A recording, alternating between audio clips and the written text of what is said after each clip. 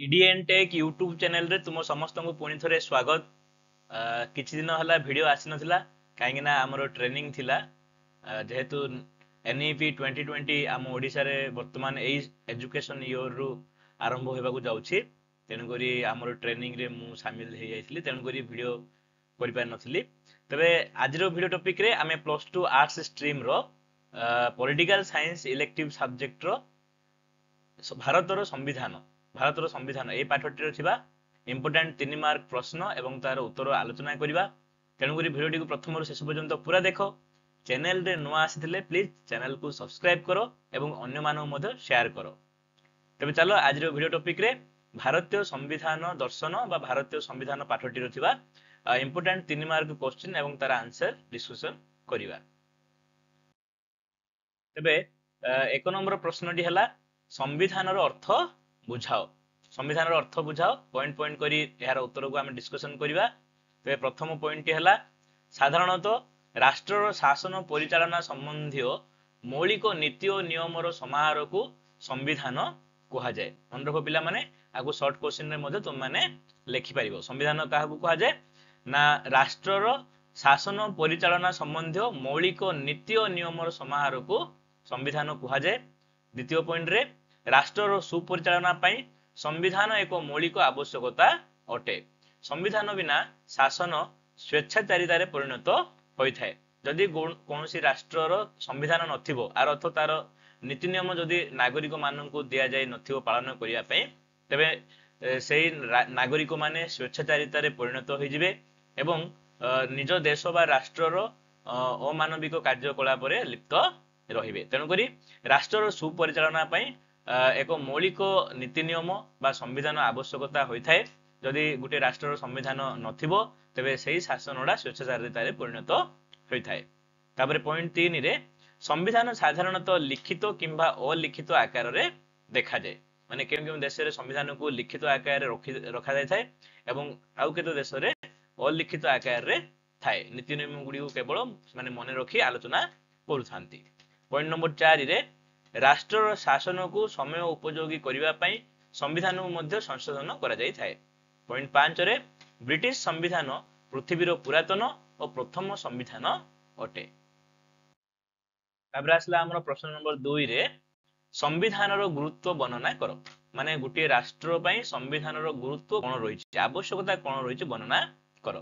तेबे देखिबा point number 1 रे राष्ट्र परिचालना पई उद्दिष्ट मौलिक नीति और नियमर समाहार को संविधान कहा जाए। पॉइंट 2 रे प्रत्येक राष्ट्रर परिचालना पई संविधान एक मौलिक आवश्यकता अटे। संविधान बिना राष्ट्रर सुपरिचालना होई परिबो नाही। आ संविधान विहीन शासन स्वेच्छाचारिता रे परिणत होइथाय।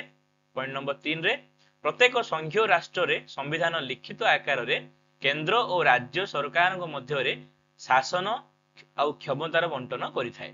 गणतंत्र शासन पई संविधान अत्यंत जरूरी अटे। पॉइंट नंबर 4 रे संविधान बिना गणतंत्र सरकार परिचालना करिबा असंभव। संविधान नागरिक माननकु अधिकार और स्वतंत्रता प्रदान करिथाय एवं सेगुडिकर मध्य सुरक्षा करिथाय। पॉइंट 5 रे संविधान राष्ट्र परिचालनार मौलिक ग्रंथ होइथिबारु केतेक राष्ट्र रे संविधान रो सुरक्षा दायित्व न्यायपालिका बहन करिथाय, माने कोर्ट हाथ रे थाय। तबे एई दृष्टिकोण रु बा एई कारण जोगु गोटे राष्ट्र पई संविधान रो गुरुत्व रहिछि। तापर आसला प्रश्न नंबर 3 रे अनमन्य संविधान काहाकू कहा जाए। अनमन्य संविधान काहाकू कहा जाए। तबे यार उत्तर हला जे प्रत्येक संविधान को समय उपयोगी करिवा पई संशोधन करिवार व्यवस्था करा जाय थाए। जेहेतु जुगोपयोगी होबा पई बा जुग पर जुग बदलुची, तेणु करी ताकू ठीक समय उपयोगी करिवा पई ताकू संशोधन करिवा को होय थाए। पॉइंट नंबर 2 रे संविधान को संशोधन करिवार क्षमता व्यवस्थापिका हस्त रे न्यस्त होय थाए। केतेक राष्ट्र रे संविधान संशोधन प्रस्ताव को जनसाधारण मध्य अनुमोदन करिथांती। जेहेतु हमर संविधान जो नीति नियम थाए ताकू व्यवस्थापिका सभा बा संसद आमर जेमिति भारत रहिछि से तयारी करि थाए, ठीक सेही परि व्यवस्थापिक सभा रे ही संविधान संशोधन थाए। आउ केतेक राष्ट्र रे कोन हुए ना संविधान संशोधन प्रस्तावडा जनसाधारण माने अनुमोदन करती। पॉइंट नंबर 3 रे जो राष्ट्र रे संविधान संशोधन प्रणाली कष्टसाध्य ताहाकू अनमन्य संविधान कहुए। एटा मन रख पिला माने जो राष्ट्र रे संविधान संशोधन करने प्रणाली कष्टसाध्य होता है से संविधान को अनमन्य संविधान कहुए। पॉइंट 4 रे एठारे साधारण आईन और सांविधानिक आईन मध्य पार्थक्य थाए। सांविधानिक आईन रे संशोधन करने कष्टसाध्य होता है। पॉइंट 5 रे युक्तराष्ट्र अमेरिका स्विट्जरलैंड प्रभृति संघीय राष्ट्र संविधान अनमन्य संविधान अटे। माने एई राष्ट्र गुड़िकर संविधान को संशोधन करने जो प्रोसेस रही प्रक्रिया रही एक जटिल प्रक्रिया अटे। तेणुक यह अनमन्य संविधान कहुए। प्रश्न नंबर 4 रे नमन्य संविधान क्या कहुए। नमन्य संविधान क्या कहुए। तेज यार उत्तर है पॉइंट 1 ना जो राष्ट्र संविधान को व्यवस्थापिका सहजरे संशोधन करें ताकू नमन्य संविधान कहुए। माने जो राष्ट्र व्यवस्थापिका सभा सहजरे संशोधन करें नमन्य संविधान बोली कहुए। पॉइंट 2 रे एठारे साधारण आईन सांविधानिक आईन मध्य पार्थक्य न थाए। पॉइंट 3 रे साधारण आईन परी सांविधानिक आईन को मध्य व्यवस्थापिका सहजरे संशोधन करि पारे। पॉइंट 4 रे इंग्लैंड संविधान होची नमन्य संविधान। तेबे नमन्य संविधान एवं अनमन्य संविधान एपरी दुई प्रकार रही। लिखित एवं अलिखित एटा मध्य दुई प्रकार संविधान रही। आसला आमर प्रश्न नंबर 5 रे शासन विधायक सभा बा संविधान प्रणयन सभा कौन। तेबे यार उत्तर है कैबिनेट मिशन प्रस्ताव अनुसार भारतर शासन नीति निर्धारण करने बा एक संविधान प्रस्तुत करने 1946 मसीहा डिसेम्बर 9 तारिख रे एक संविधान प्रणयन सभा गठित होइथिला। मन रख पिला माने भारत स्वाधीन होला परे भारत को ठीक नीति नियम रे चलाइबा पई एक उचित गणतंत्र शासन रे चलाइबा पई बोली कि कोन करा हला संविधान रा आवश्यकता हला एवं सही संविधान को प्रस्तुत करबा पई बोली कि गुटे संविधान प्रणयन सभा 1946 मसीहा डिसेम्बर 9 तारिख रे गठित होइथिला। पॉइंट 2 रे डॉक्टर राजेंद्र प्रसाद यार सभापति थिले। पॉइंट 3 रे एही सभा विभिन्न कमिटी मान बसाई विभिन्न राष्ट्र संविधान कार्यकारिता को लक्ष्य करी 1949 मसीहा नवेम्बर 26 तारिख रे एक संविधान गृहीत करिथिला। एही शासन विधायक सभा बा संविधान प्रणयन सभा कौन कले आगरू जो राष्ट्र गुड़िकर संविधान अच्छी से संविधान गुड़ी को लक्ष्य करी तार कार्यकारिता गुड़ी को लक्ष्य करी एमाने गोटे ड्राफ्ट तैयारी कले संविधान जहाँकि 1949 मसीहा नवेम्बर 26 तारिख रे एक संविधान गृहीत करथिले। सुतरां यह 2 वर्ष 11 मास 18 दिन समय ने एक संविधान प्रस्तुत करथिले।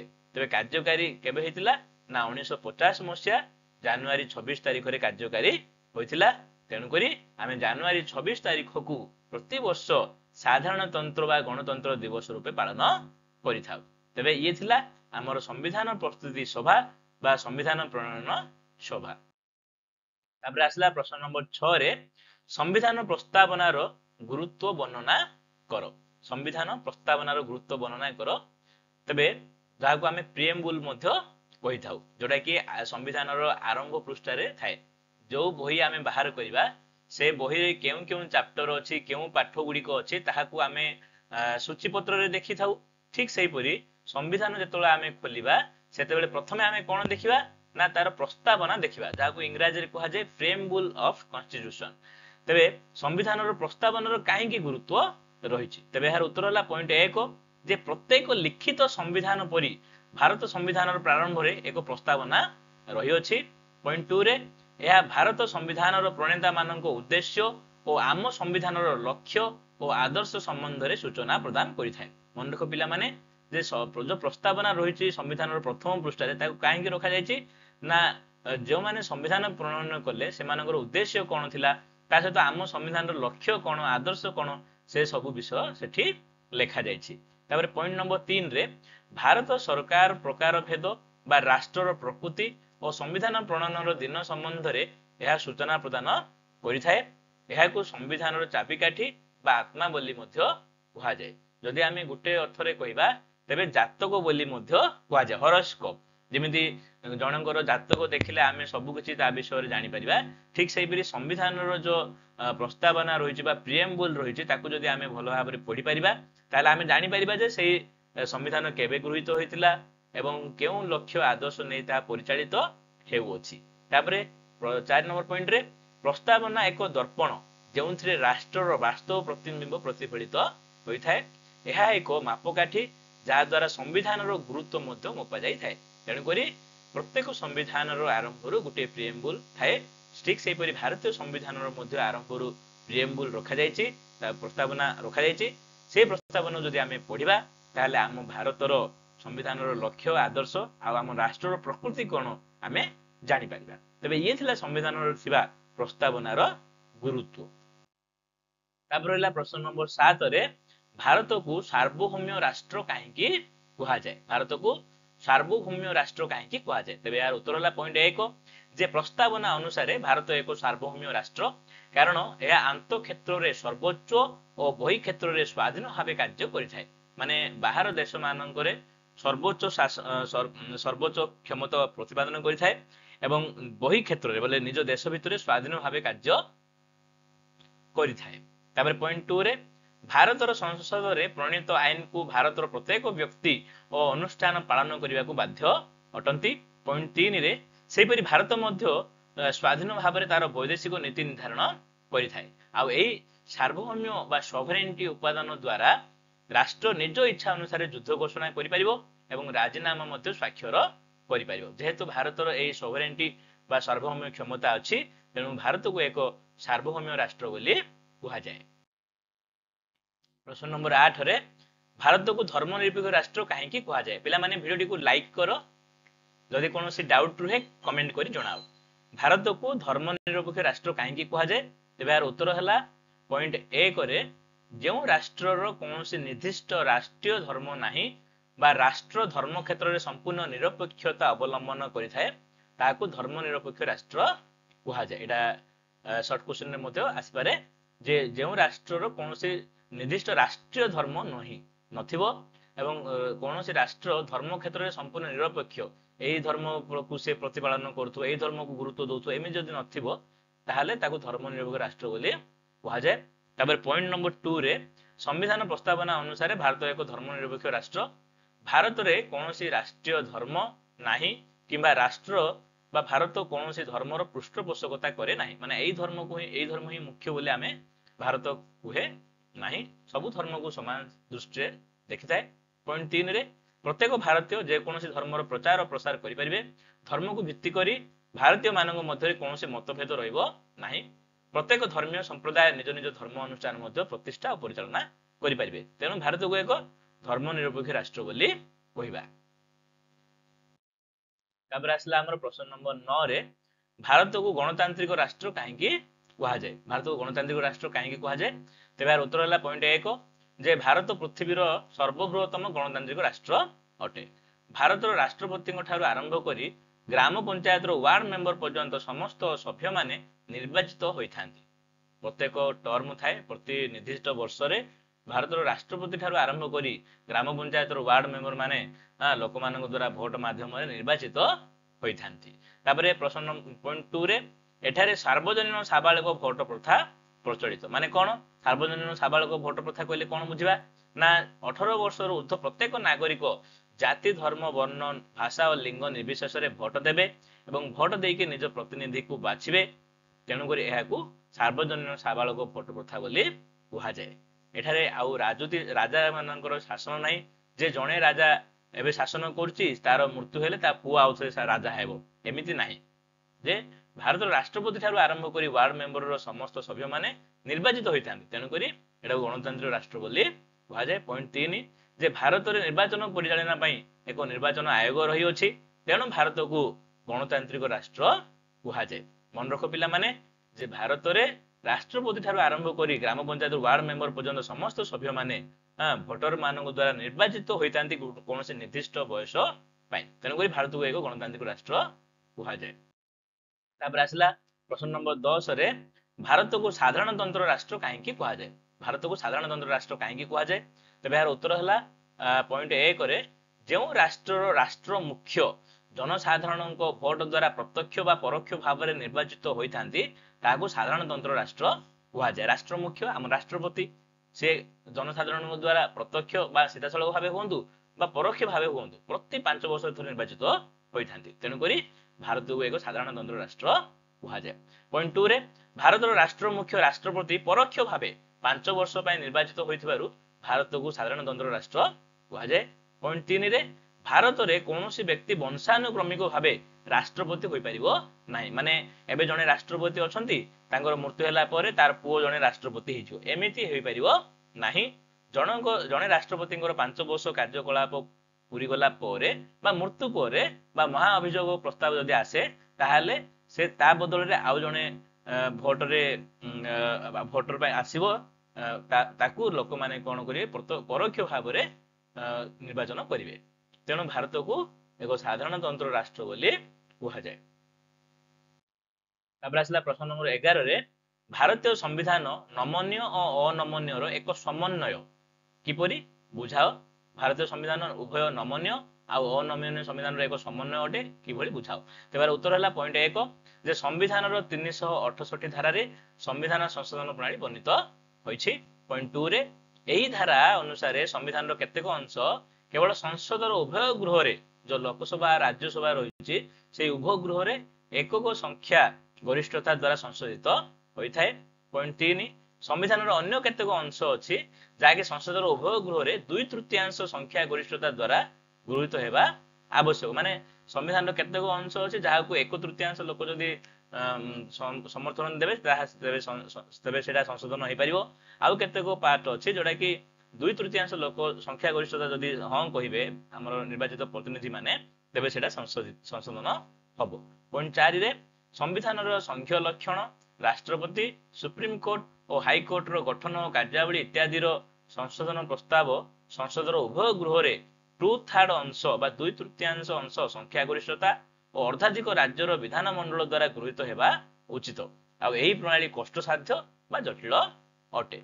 सुतरां भारत संविधान उभय नमनीय एवं अनमनीय संविधान समाहार अटे। प्रश्न नंबर 12 रे भारतीय संविधान को पृथ्वीर बृहत्तम लिखित संविधान बोली कहीं कहुए।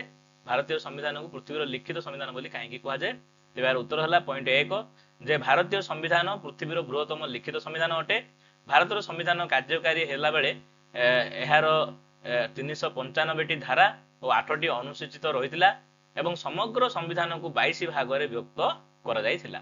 पॉइंट 2 यही संविधान रे समस्त विषय को विस्तार भाव में उपस्थापना करा जायछि। पॉइंट नंबर 3 रे एठारे गोटे संविधान रे उभय केंद्र और राज्य शासन लिपिबद्ध होइछि। पॉइंट 4 रे मौलिक अधिकार निर्देशमूलक राष्ट्रनीति जरूरीकालीन व्यवस्था सांविधानिक क्षमतार बंटन इत्यादि विषय रे यही संविधान रे विस्तार भाव में वर्णना करा जायछि। पॉइंट 5 रे यही संविधान रे विभिन्न व्यवस्थार व्याख्या करा जायथिबारु एहाकू आईनजीवी अमरावती बोली मध्य कहुए। तेणुक भारतीय संविधान होछि पृथ्वीर बृहत्तम लिखित संविधान। तापर प्रश्न नंबर 13 रे भारत रे संसदीय शासन व्यवस्था प्रचलित व्याख्या कर किंबा भारत संसदीय गणतंत्र मुख्य नीति कौन वर्णना कर। तेबार उत्तर है जे भारत रे संसदीय शासन व्यवस्था प्रचलित कारण संसदीय गणतंत्र निम्नलिखित मुख्य नीति मान परिलक्षित हुए तथा पॉइंट 1 रे संसद और केंद्र मंत्रिमंडल मध्य सुसंपर्क रही अछि। पॉइंट 2 रे राष्ट्रपति नामक मात्र राष्ट्र मुख्य प्रधानमंत्री वास्तव शासन मुख्य अटंती। पॉइंट 3 रे प्रधानमंत्री और तांकर मंत्रिमंडल सदस्य माने सेमानकर समस्त कार्य पई लोकसभा निकट में मिलित भाव में उत्तरदायी रही थांती।